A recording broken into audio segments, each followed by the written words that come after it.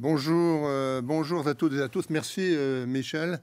Donc je suis Philippe Forestier, Supaéro 1974, membre de l'Académie de l'air et de l'espace, ancien directeur général adjoint de Dassault Systèmes et membre fondateur de Dassault Systèmes. Je suis aussi président de la fondation Isae Supaéro.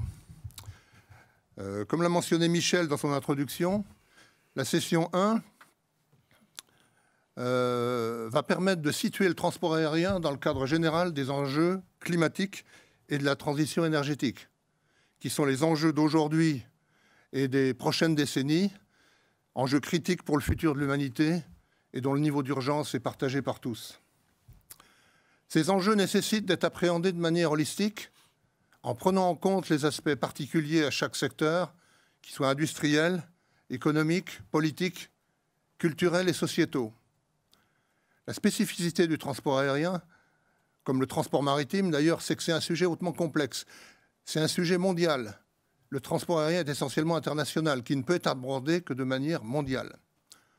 Une autre spécificité, qui est peut-être la conséquence de la première, est que ce sujet est des plus sensibles dans l'opinion.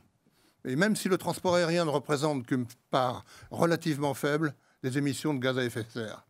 Il faut reconnaître que dans ce secteur de l'aérien, il est difficile donc de se faire une opinion dans un brouhaha médiatique, d'où ressortent des positions souvent paradoxales et caricaturales. Chacun campant sur des positions de principe, biaisées ou influencées par l'expérience personnelle et qui n'incitent pas au dialogue et à construire ensemble. Cela dit, le débat scientifique progresse de jour en jour, rigoureux, constructif, sans langue de bois. Et comme me disait Valérie Masson-Delmotte, qui parlera dans un instant, dans un échange récent avec elle, il y a des connaissances qui se sont affinées et des connaissances qui doivent être affinées. Je pense qu'elle a raison. Alors les Chinois disent qu'il faut se mouvoir avec aisance dans l'incertitude.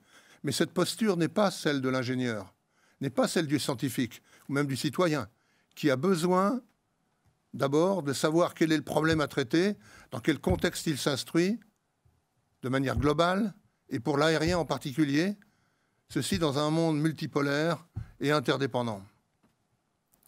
Alors pour ouvrir le sujet, deux personnalités reconnues, Valérie Masson-Delmotte et Jean-Marc Jancovici, spécialistes du climat et de la transition énergétique, vont exprimer leur vue scientifique sur ces enjeux du transport aérien. Ensuite, des étudiants, jeunes actifs, réagiront sur ce qui a été présenté, partageront leur regard sur l'urgence climatique, exprimeront leurs craintes, leurs espoirs et l'ambition de leur contribution dans le cadre d'une table ronde animée par Olivier Delbucchia, Supaéro également, de la promotion 2001.